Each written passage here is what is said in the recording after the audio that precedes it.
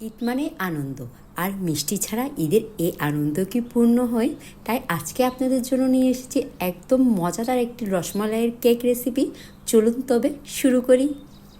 আজকের কেকটি আমি butter cream দিয়ে ফ্রোস্টিং করছি, চাইলে হুইপ ক্রিম দিয়েও করা যাবে। আর একটা পারফেক্ট হুইপ ক্রিমের রেসিপি আমার চ্যানেলে দেওয়া আছে, লিঙ্কটা আমি ডেসক্রিপশনে দিয়ে দিব।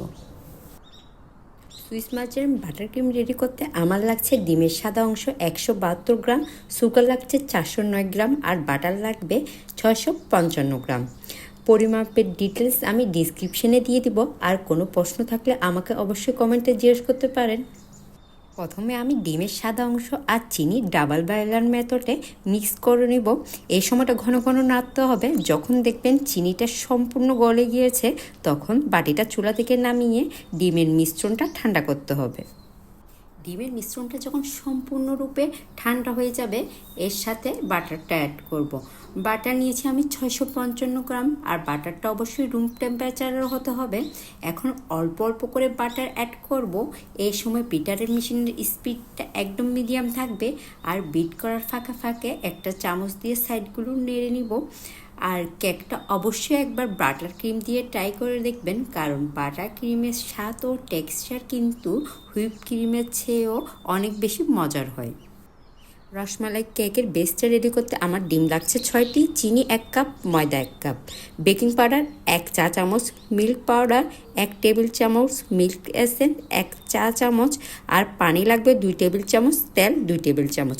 প্রথমে মিল্ক এসেন্স, পানি আর তেলটা আমি মিক্স করে এক পাশ করে রেখে দিব। দেন আমি শুকনো উপকরণগুলো চেলে দিব। আর আপনারা ট্রাই করবেন অবশ্যই মিল্ক এসেন্সটা ইউজ করতে।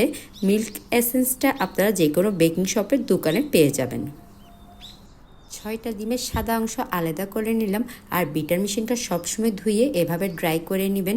অনেকে আমাকে আস্ক করেন যে একটা ভালো মানের বিটার মেশিন কীভাবে চিনবেন। যেসব মেশিনের কাঁটাগুলো চড়া টাইপের হয়, বিটার মেশিনগুলো ভালো হয়, চাইলে এই ধরনের মেশিন কিনতে পারেন। আর একটা ভালো মানের বিটার মেশিন কিন্তু বেকিংয়ের ক্ষেত্রে বা কেক বেকিংয়ের ক্ষেত্রে অনেক গুরুত্বপূর্ণ।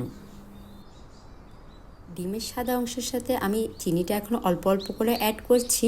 চিনিটা পুরোটা একসাথে দিব না, অল্প অল্প করে অ্যাড করব। আর আপনার চ্যানেলে যদি নতুন এসে থাকেন, অবশ্যই আমার চ্যানেলটি সাবস্ক্রাইব করবেন। ভিডিওটি যদি ভালো লেগে থাকে তাহলে লাইক, শেয়ার এবং কমেন্ট করবেন, আর সবার সাথে শেয়ার করবেন। এখন এক এক করে ডিমের কুসুমগুলো অ্যাড করছি, আর এই সময় বিটার মেশিনের স্পিডটা একদম মিডিয়াম থাকবে। ডিমের ফোমের সাথে যখন ডিমের কুসুমগুলো একদম মিশে যাবে, তখন এতে অ্যাড করব পানি, মিল্ক এসেন্স আর তেলের মিশ্রণটা আমি পুরোটা একসাথে ঢেলে দিব না, এক চামচ করে অ্যাড করব। ময়দা, মিল্ক পাউডার আর বেকিং পাউডার একটা চালনি দিয়ে চেলে আমি ডিমের ফোমের সাথে কাট অ্যান্ড ফোল্ড মেথডে মিক্স করে নিব। আর এই পর্যায়ে আমি একদম তাড়াহুড়া করছি না, আলতো হাতে করছি যাতে ডিমের ফোমটা বসে না যায়।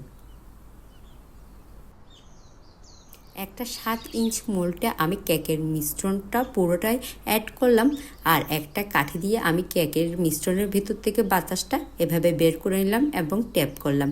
কেকটা আমি বেক করেছি 180 ডিগ্রিতে 20 থেকে 25 মিনিটের মতো। কেকটা সম্পূর্ণ ঠান্ডা হওয়ার পর 3টা লেয়ারে ভাগ করেছি। কেকটা কতটা সফট হয়েছে দেখলে বুঝতে পারছেন। এখন প্রত্যেকটা লেয়ারে রসমালাইয়ের রস তৈরি করে রাখা বাটার ক্রিম আর রসমালাই অ্যাড করে নিয়েছি। চাইলে রসমালাই বাসায় বানিয়ে নিতে পারেন, বা ভালো মানের যে কোনো দোকান থেকে নিতে পারেন। আর রসমালাইটা ভালো মানের হলে দেখবেন কেকটা খেতে অসাধারণ লাগছে। কেকের ফিনিশিংটা সম্পূর্ণ নিজের উপর, আপনাকে প্র্যাকটিস করে করে শিখতে হবে, বা ইউটিউবের যে কোনো ভিডিও দেখে করে নিতে পারেন। ইনশাল্লাহ আমার কেক থেকেও ভালো হবে আপনারটা। বাটার ক্রিম দিয়ে ফ্রোস্টিং করাতে কেকের ফিনিশিংটা অনেক ভালো এসেছে, আর টেস্টটা তো অসাধারণ। উপরে আমি হোয়াইট চকলেট আর ইয়েলো কালার দিয়ে গার্নাশ অ্যাড করেছি, আর একটা 2M নজেল দিয়ে ডিজাইন করে নিলাম। সাথে রসমালাই আর গোলাপের পাপড়ি দিয়ে দিলাম।